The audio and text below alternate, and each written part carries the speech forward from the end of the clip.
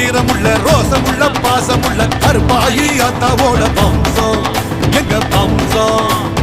எக்குலமும் ஏத்தி நிற்கும் முக்குலத்தை காத்து நிற்கும் கருப்பாயி அத்தாவோட வம்சம்.